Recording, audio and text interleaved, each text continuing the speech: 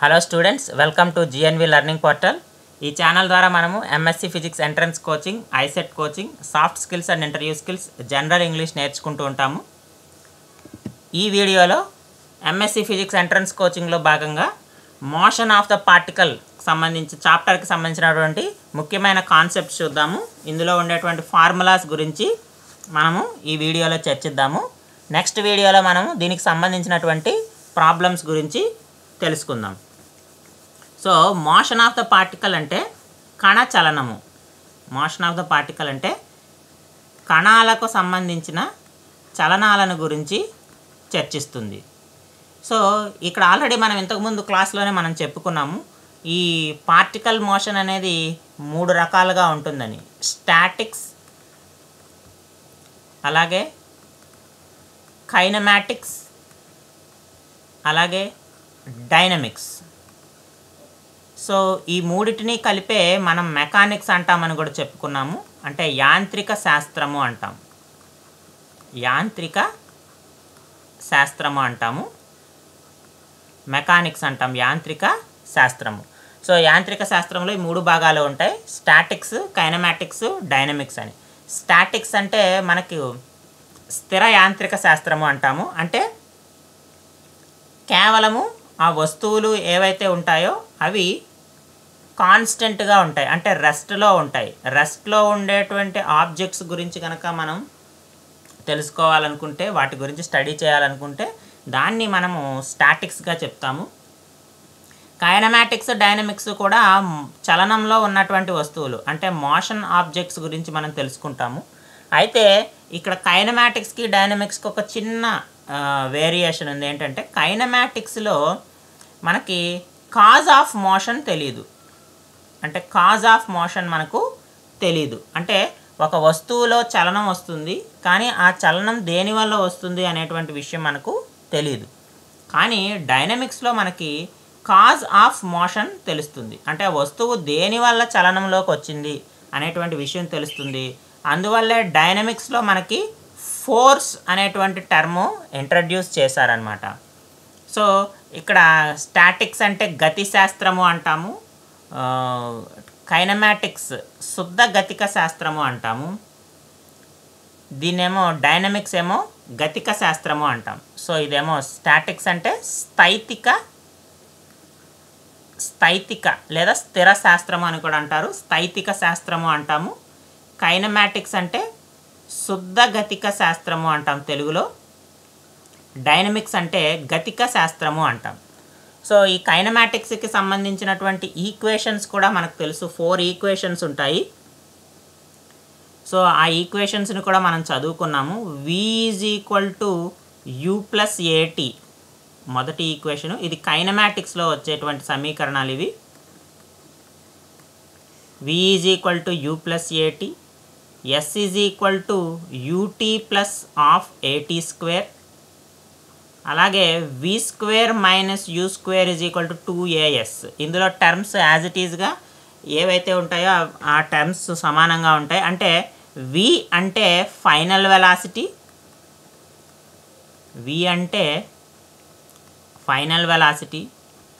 U అంటే initial velocity అంటే తొలి వేగము, V అంటే తుది వేగము, S అంటే డిస్ప్లేస్మెంట్ స్థానభ్రంశము,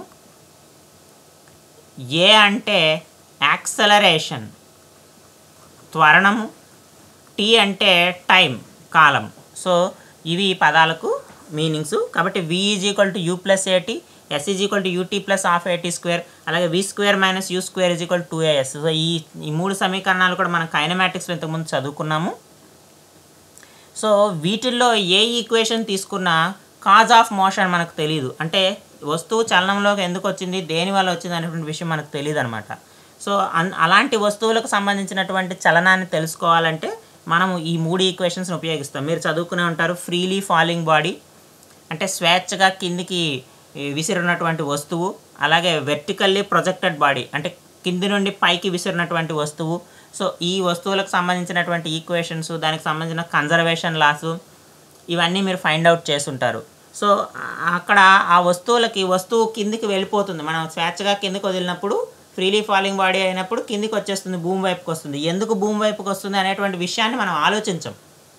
కేవలం ఏం చేస్తాం, మనం వస్తువును కిందికి జారవిడిచినప్పుడు సో ఆ వెళ్ళేటప్పుడు ఆ దాంట్లో ఉండేటువంటి ఎనర్జీ చేంజెస్ ఏముంటాయి అనేటువంటి విషయాన్ని మాత్రమే మనం గమనిస్తాము. మిగిలిన విషయాన్ని మనం గుర్తించాం. కాబట్టి దాన్ని మనము కైనమాటిక్స్ అన్నాం, అంటే కాజ్ ఆఫ్ మోషన్ అక్కడ మనము గుర్తించాం. అదే డైనమిక్స్కి వచ్చేటప్పటికి ఒక వస్తువులో కదలిక కనుక వస్తే దేనివల్ల వచ్చింది అనేటువంటి విషయాన్ని కూడా మనం గమనిస్తాము, గుర్తించి దానిని కూడా మనం ఫైండ్ అవుట్ చేస్తాం. కాబట్టి డైనమిక్స్లో మనకి ఫోర్స్ అనేటువంటి పదం వస్తుంది. ఇక్కడ ఈ డైనమిక్స్ని బాగా డెవలప్ చేసింది ఎవరు అంటే న్యూటన్ అన్నమాట. సో ఆయన న్యూటన్ 3 నియమాలను ప్రతిపాదించి డైనమిక్స్ని బాగా డెవలప్ చేశారు. సో ఇక్కడ మనము మోషన్ ఆఫ్ ది పార్టికల్లో ముఖ్యంగా మనము డైనమిక్స్ గురించే మనం నేర్చుకుంటాము. మనకి బిట్స్ ఎగ్జామినేషన్లో బిట్స్ కూడా మనకి కైనమాటిక్స్ నుంచి కానీ స్టాటిక్స్ నుంచి రావు, డైనమిక్స్ నుంచే వస్తాయి. అయితే ఈ కైనమాటిక్స్లో ఉండేటువంటి ఈ 3 ఈక్వేషన్స్ మనకు అప్పుడప్పుడు ఉపయోగపడుతూ ఉంటాయి. ఎప్పుడైనా ప్రాబ్లమ్స్ చేయాల్సి వచ్చినప్పుడు ఈ 3 ఈక్వేషన్స్ ఉన్నాయి కదా, v = u + at, s = ut + ½ at², అలాగే v² - u² = 2as. ఈ 3 సమీకరణాలు బాగా గుర్తుపెట్టుకోవాలి మనము. ఎందుకంటే అప్పుడప్పుడు ప్రాబ్లమ్స్ ఇచ్చేటప్పుడు ఏమవుతుందంటే ఈ 3 ఈక్వేషన్స్ని మనం ఉపయోగించాల్సిన అవసరం వస్తుందన్నమాట. అందుకనే ఈ 3 ఈక్వేషన్స్ని మీకు ముందుగా చెప్పాను. కాబట్టి ఈ 3 ఈక్వేషన్స్ని బాగా గుర్తుపెట్టుకోండి. సో నెక్స్ట్ మనం డైనమిక్స్లోకి వెళ్దాము. సో డైనమిక్స్లో మనం ఫస్ట్ చెప్పుకోవాల్సింది ఏంటంటే న్యూటన్స్ లాస్ చెప్పుకోవాలి. సో న్యూటన్ నియమాలు మనకి 3 అని మనందరికీ తెలుసు. న్యూటన్ 3 లాస్ ప్రపోజ్ చేశారు. ఇంతకంటే ముందు న్యూటన్స్ లా ఆఫ్ గ్రావిటేషన్ కూడా మనకు తెలుసు. అయితే గ్రావిటేషన్ చాప్టర్ వచ్చినప్పుడు మనం ఆ లా గురించి తెలుసుకుందాము. సో డైనమిక్స్లో కాబట్టి మనం న్యూటన్స్ 3 లాస్ని స్టడీ చేద్దాము. సో న్యూటన్ మొదటి నియమం చూడండి. ఫస్ట్ లా ఆఫ్ న్యూటన్ ఏం చెప్తుందంటే every body continuous in its state of rest or constant motion in straight line unless an external force acts on it to change that system. అంటే ఏదైనా సరే వస్తువు తను ఏ చలనంలో అయితే ఉందో, అంటే స్థిరంగా కానీ లేదా స్థిర వేగంతో సరళ రేఖా మార్గంలో ప్రయాణిస్తున్నట్లయితే అది దాని యొక్క చలనాన్ని మార్చుకోదు. ఎంతవరకు మార్చుకోదు? Unless an external force acts on it to change that system. ఏదైనా బలము దానిపైన పనిచేసినప్పుడు మాత్రమే దాని చలనంలో మార్పు వస్తుంది, కానీ వేరే సందర్భాల్లో ఆ కణం యొక్క చలనంలో మార్పు రాదు. దీన్నే న్యూటన్ మొదటి నియమం అంటాము. ఈ నియమాన్ని లా ఆఫ్ ఇనర్షియా అంటాం. ఇనర్షియా అంటే జడత్వము. ఈ మొదటి నియమం ద్వారా మనము జడత్వాన్ని నిర్వచించవచ్చు అనమాట. అంటే ఇనర్షియాని డిఫైన్ చేయొచ్చు. ఇనర్షియా అనేది it is the property of the body. ప్రతి ఒక్క వస్తువుకి ఉండేటువంటి ధర్మం ఇనర్షియా అనేది. సో ప్రతి ఆబ్జెక్ట్కి ఉంటుంది ఇనర్షియా అనేది. సో ఇనర్షియాని మనం ఎలా డిఫైన్ చేస్తామంటే the property of the body reluctant to change it's present state is called inertia. అంటే ఒక వస్తువు ఏదైతే ఉంటుందో ఆ వస్తువు తన ప్రస్తుతం ఉన్నటువంటి స్థితిని వ్యతిరేకిస్తుంది, అంటే ప్రస్తుతం ఉన్న స్థితిని మారడానికి వ్యతిరేకిస్తుంది. దాన్నే మనము జడత్వంగా చెప్తాం. ఉదాహరణకు దీన్ని మనం సింపుల్గా చెప్పొచ్చు. మన ఇంట్లో ఫ్యాన్ ఉంటుంది కదా, ఆ ఫ్యాన్ని మనము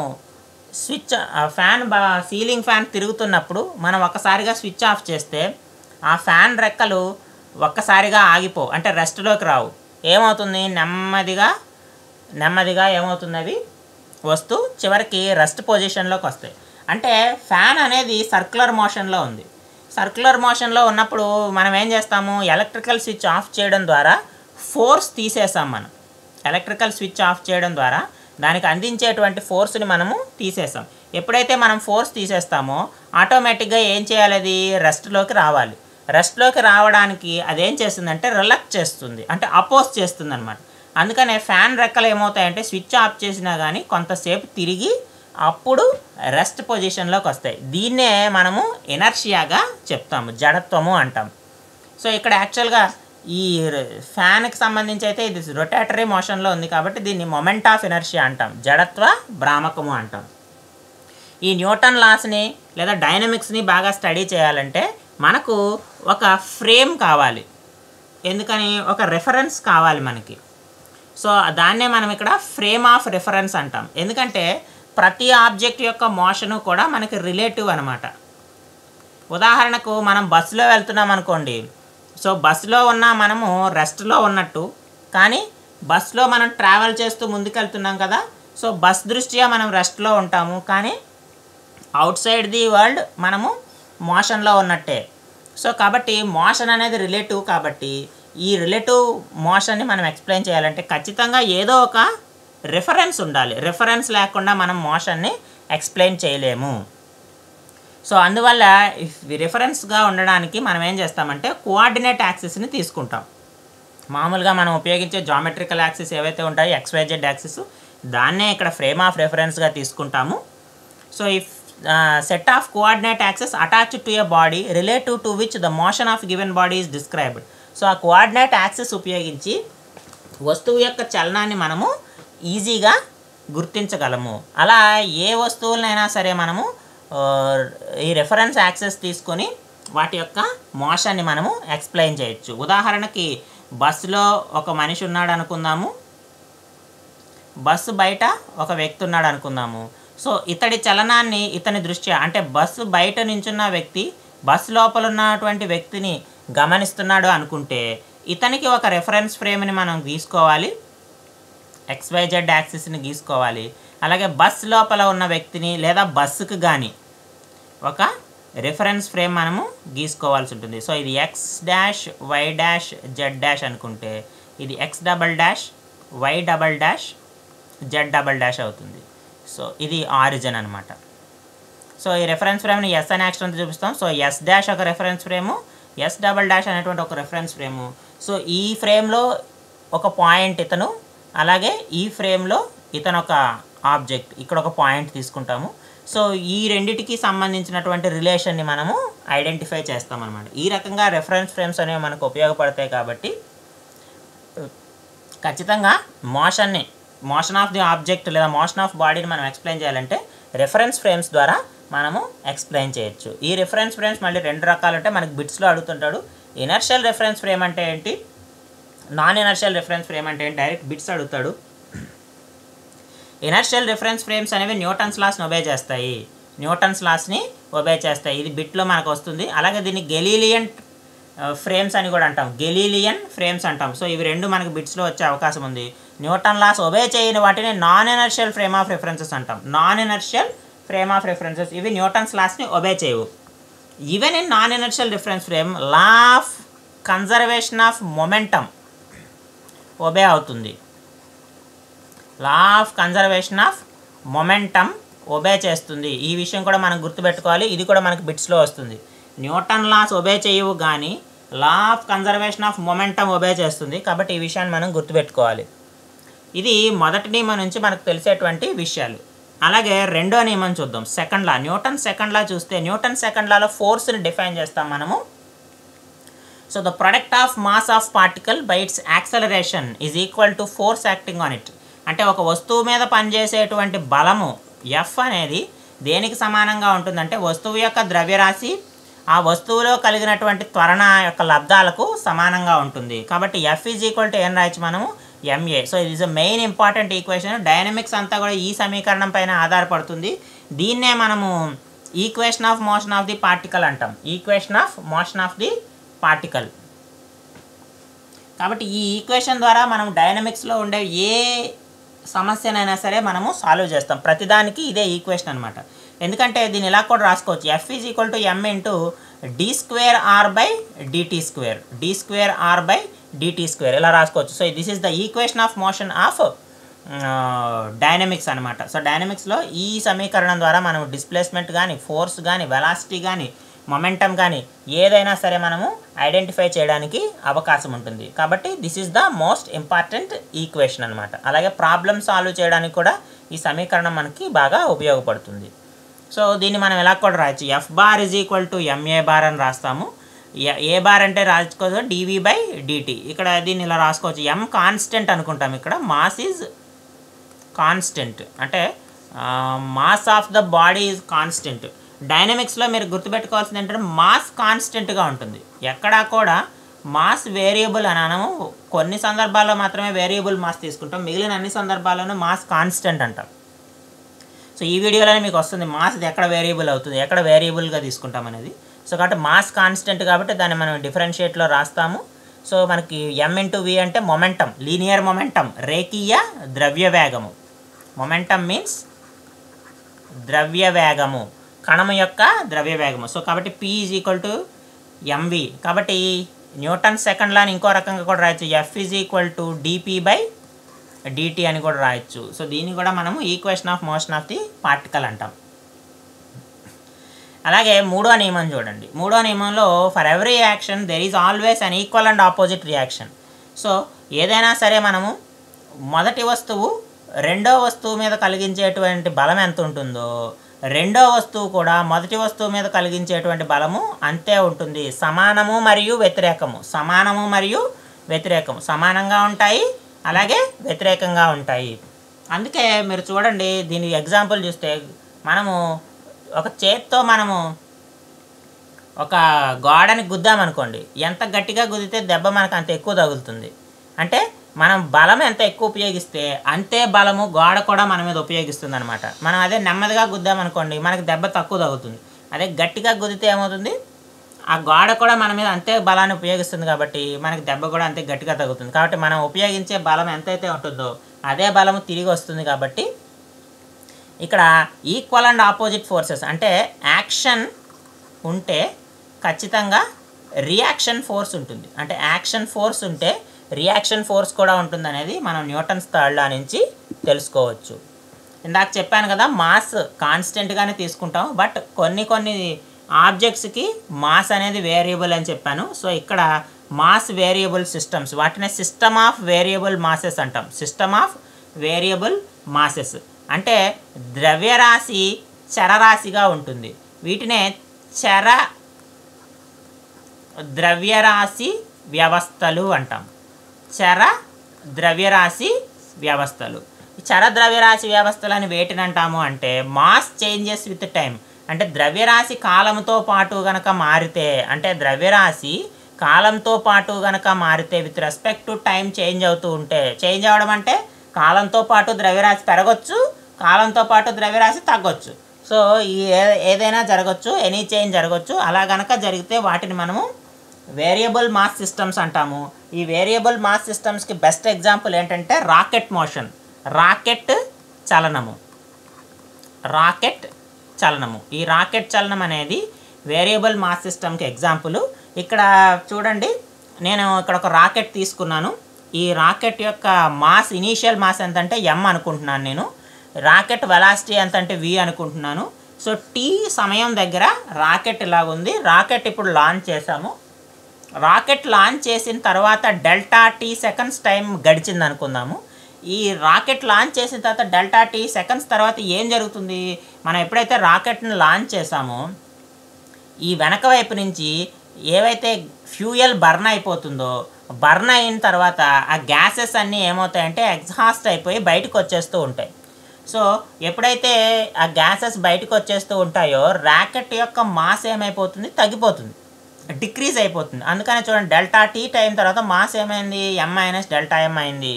కానీ రాకెట్ యొక్క వెలాసిటీ పెరిగింది, v + Δv అయింది. సో మాస్ తగ్గిపోయింది. ఎంత మాస్ తగ్గిపోయింది, Δm. సో ఇవి ఎగ్జాస్టెడ్ పార్టికల్స్, రాకెట్ నుంచి బయటకు వచ్చేటువంటి కణాలు. సో ఇవి కొంత వేగంతో వస్తాయి. ఎంత వేగంతో వస్తున్నాయి, u అనేటువంటి వేగంతో వస్తున్నాయి. ఈ రకంగా రాకెట్ ద్రవ్యరాశి తగ్గిపోతూ ఉంటే రాకెట్ వేగం పెరిగిపోతూ ఉంటుంది. అంటే టైం గడిచే కొద్దీ ఫ్యూయల్ బర్న్ అయిపోతూ ఉంటుంది, ద్రవ్యరాశి తగ్గిపోతూ ఉంటుంది, వేగం పెరుగుతూ ఉంటుంది. అనుకున్నట్టుగా రాకెట్ తన కక్షలోకి వెళ్ళి ఏదైతే మనం శాటిలైట్నో దేన్నో ప్రయోగిస్తామో దాన్ని కక్షలోకి విడిచిపెడుతుంది అనమాట. ఈ రకంగా రాకెట్ చలనం అనేది జరుగుతుంది. సో ఈ రాకెట్ చలనానికి సంబంధించినటువంటి చలన సమీకరణము, equation of motion of rocket, rocket యొక్క చలన సమీకరణము. ఈక్వేషన్ ఆఫ్ మోషన్ అంటే చలన సమీకరణము. ఈ చలన సమీకరణం చూడండి, m/dv/dt = f external - u - v dm/dt. మామూలుగా న్యూటన్ న్యూటన్ నియమం ప్రకారం ఎఫ్ఎక్స్ఎల్ ఈక్వల్ టు mdv/dt అనే విషయం మనకు తెలుసు. కానీ అదనంగా ఒక పదం చేరింది చూడండి, u - v dm/dt. ఈ పదం ఎందుకు వచ్చింది? m అనేది అంటే ద్రవ్యరాశి అనేది కాలం దృష్ట్యా మారుతుంది. ఇక్కడ మైనస్ సైన్ వచ్చింది. ఎందుకు వచ్చింది? ద్రవ్యరాశి తగ్గిపోతుంది కాబట్టి నెగిటివ్ సైన్ అనేది ఈక్వేషన్లో వచ్చింది. సో ఇక్కడ u - v అనేది రిలేటివ్ వెలాసిటీని సూచిస్తుంది. ఈ ఏది ఎగ్జాస్టెడ్ పార్టికల్స్ ర్యాకెట్ నుంచి ఏవైతే పార్టికల్స్ బయటకు వస్తాయో దానికి, అలాగే ర్యాకెట్ వెలాసిటీకి మధ్య ఉండేటువంటి రిలేటివ్ వెలాసిటీని చూపిస్తుంది u - v అనమాట. సో ఇది equation of motion of rocket. ఈ ఈక్వేషన్ మనకి ఎగ్జామినేషన్లో డైరెక్ట్గా అడుగుతాడు, what is the equation of motion of rocket అని. సో దీన్ని రకరకాలుగా అడగొచ్చు, mdv/dt = Fxternal - u - v dm/dt అని, లేదా Fxternal = mdv/dt, ఈ మైనస్ టర్మ్ ఇటు పక్క తీసుకొచ్చేయచ్చు. సో కాబట్టి ఏది ఇచ్చినా కానీ మనం ఈ స్టాండర్డ్ ఫామ్ గుర్తుపెట్టుకుంటే మనకి ఇచ్చినటువంటి ఆప్షన్స్లో కరెక్ట్ ఫార్మ్ ఏదైతే ఉందో దాన్ని మనము ఆప్ట్ చేసేదానికి అవకాశం ఉంటుందన్నమాట. అలాగే వెలాసిటీ ఆఫ్ ద ర్యాకెట్ కూడా డైరెక్ట్ బిట్స్ మనకి ఇస్తూ ఉంటాడు. వెలాసిటీ ఆఫ్ ర్యాకెట్కి సంబంధించిన ఫార్ములా ఇది, v = v0 + u log with base e m/m0 - gt. ఇక్కడ v అనేది final velocity of the rocket, v0 అంటే initial velocity of the rocket, ఇది తుది వేగము, తొలి వేగము, u అంటే వాయువుల వేగము, ఎగ్జాస్టెడ్ గ్యాసెస్ వెలాసిటీ, m అంటే మాస్, m0 అంటే ఇనీషియల్ మాస్, g అంటే acceleration due to gravity, t అంటే టైం అనమాట. ఒకవేళ గ్రావిటేషనల్ ఫోర్స్ని మనం ఇగ్నోర్ చేస్తే, అంటే ర్యాకెట్ మీద ఎర్త్ గ్రావిటేషనల్ ఫోర్స్ పనిచేయట్లేదు అనుకుంటే జీని మనం తొలగించవచ్చు. అప్పుడు ఏమవుతుంది? v = v0 + u log m/m0 అవుతుంది. ఒకవేళ ఇనీషియల్ వెలాసిటీ కూడా జీరో అనుకుంటే సింపుల్గా v = u log m/m0 వస్తుంది. ఇక్కడ మనం గుర్తుపెట్టుకోవాల్సింది ఏంటంటే మనకి ర్యాకెట్ మోషన్ మీద ఒక ఖచ్చితంగా ఒక బిట్ వస్తుంది డైనమిక్స్ నుంచి వచ్చేటువంటి బిట్ ఇందాక చెప్పిన ఈక్వేషన్ ఆఫ్ మోషన్ నుంచి అయినా రావచ్చు, లేదా ర్యాకెట్ ఫైనల్ వెలాసిటీ నుంచి అయినా రావచ్చు. వచ్చినప్పుడు ఈ ఫస్ట్ ఈక్వేషన్ అయినా అడగవచ్చు డైరెక్ట్గా, లేదా గ్రావిటీ ఇగ్నోర్ చేస్తే ఏంటని అడగవచ్చు, లేదా ఇనీషియల్ వెలాసిటీ ఇగ్నోర్ చేస్తే ఏంటని అడగవచ్చు, లేదా m0 u ఇచ్చి v కనుక్కోమనొచ్చు, లేదా vu m ఇచ్చేసి m0 ఫైండ్ అవుట్ చేయమనొచ్చు. సో ఏదైనా కానీ పదాలు ఫైండ్ అవుట్ చేసేటువంటి అవకాశం ఉంది. ప్రాబ్లం అయినా వస్తుంది, లేదా మనకి డైరెక్ట్ ఫార్ములా అన్న వస్తుంది, లేదా రెండు వచ్చేటువంటి అవకాశం ఉంది. కాబట్టి మోషన్ ఆఫ్ ద ర్యాకెట్ అనేది మన ఎంట్రన్స్ ఎగ్జామినేషన్కి సంబంధించి ముఖ్యమైనటువంటి కాన్సెప్ట్ అనమాట. అలాగే సెంటర్ ఆఫ్ మాస్ అంటే entire mass of all particles is supposed to be concentrated at one point. Centre of మాస్ని తెలుగులో ద్రవ్యరాశి కేంద్రము అంటాం.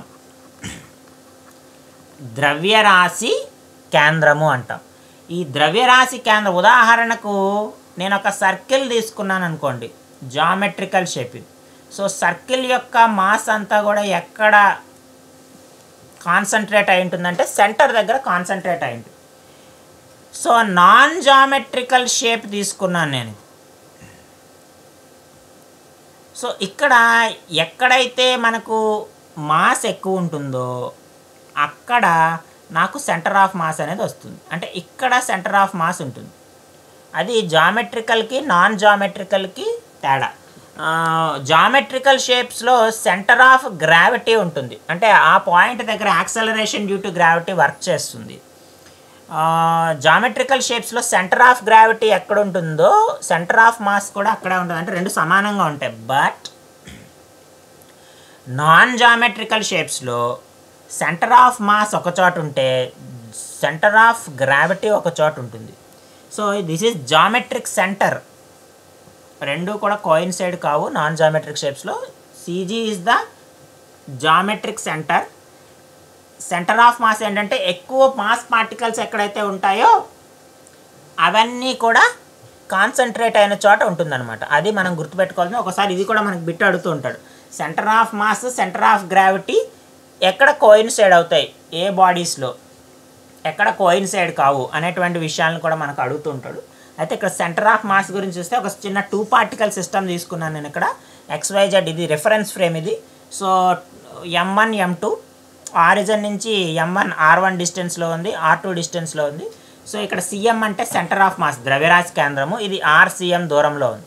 ఈ RCMని ఏమంటామంటే position vector of centre of mass, ద్రవ్యరాశి కేంద్రము యొక్క స్థాన సదిశ, ద్రవ్యరాశి కేంద్రము యొక్క స్థాన సదిశ అంటాము. సో ఈ RCMకి సూత్రం ఏంటంటే ఇది కూడా మనకి డైరెక్ట్ బిట్స్లో అడుగుతాడు. RCM = M1R1 + M2R2/M1 + M2. ఒకవేళ మనం తీసుకునేటువంటి సిస్టంలో n కణాలు n పార్టికల్స్ కనుక ఉంటే we can write it as RCM = M1R1 + M2R2 + and so on MnRn/M1 + M2 + and so on Mn. దీనే సింపుల్గా 1/m sigma I = 1 to n MIRI. ఈ ఫార్ములా మనకి ఎగ్జామినేషన్లో డైరెక్ట్గా అడుగుతాడు. 2 పార్టికల్ సిస్టమ్ కానీ n పార్టికల్ సిస్టమ్ కానీ, అలా ఇంతకుముందు మోడల్ పేపర్స్లో చాలా ఫిజిక్స్ ఎగ్జామినేషన్స్లో కూడా చూసాం మనం, డైరెక్ట్గా వస్తుంది బిట్టు. లేదా centre of mass centre of గ్రావిటీకి సంబంధించిన రిలేషన్స్ కూడా మనకి అడిగేటువంటి అవకాశం ఉంది. మరో నెక్స్ట్ ఇంపార్టెంట్ కాన్సెప్ట్స్ ఏంటంటే కన్జర్వేషన్ లాస్. మనకి 3 కన్జర్వేషన్ లాస్ ఉంటాయి. Conservation of linear momentum, conservation of angular momentum and conservation of energy. వీటి మీద కూడా మనకు బిట్స్ అడుగుతాడు, ఈక్వేషన్స్ ఇస్తాడు. So conservation of linear momentum, conservation అంటే నిత్యత్వ నియమాలు.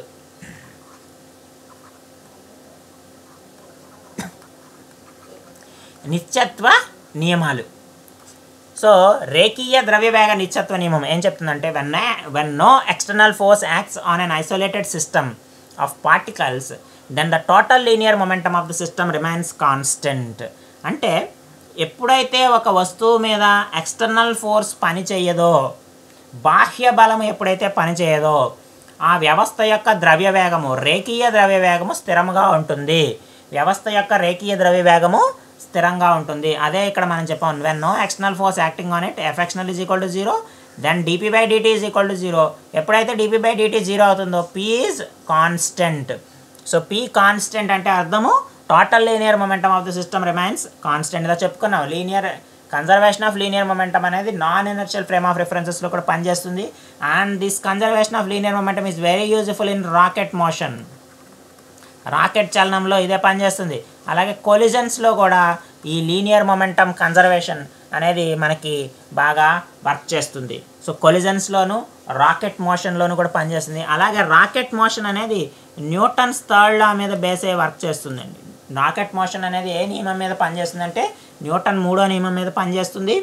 లా of conservation of linear momentum మీద పనిచేస్తుంది. అలాగే కొలిజన్స్ అంటే అభిఘాతాలు అంటాము, ఆ కాన్సెప్ట్ మనం మరో వీడియోలో చూద్దాము. కొలిజన్స్ కూడా కన్జర్వేషన్ ఆఫ్ లీనియర్ మొమెంటమ్ మీదే వర్క్ చేస్తాయి. అలాగే conservation of angular momentum. Angular momentum అంటే కోణీయ ద్రవ్యవేగము. కోణీయ ద్రవ్యవేగం అని ఎప్పుడైతే అంటామో ఆ వస్తువు ఎలా ఉంటుంది, సర్క్యులర్ మోషన్లో ఉంటుంది.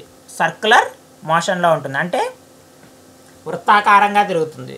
అందుకనే సర్క్యులర్ మోషన్లో ఉండేటప్పుడు అక్కడ పనిచేసేటువంటి ఫోర్స్ని మనము టార్క్ అంటాం. Torque means బలభ్రామకము. టార్క్ అంటే బలభ్రామకము. సో ఇక్కడ కూడా simple definition, if no external torques acts on a body rotating about a fixed point. అంటే వృత్తాకార చలనంలో తిరుగుతున్నటువంటి వస్తువు మీద ఎటువంటి బాహ్య బలభ్రామకము పనిచేయనప్పుడు the angular momentum of the body remains constant. ఆ వస్తువు యొక్క కోణీయ ద్రవ్యవేగము స్థిరంగా ఉంటుంది.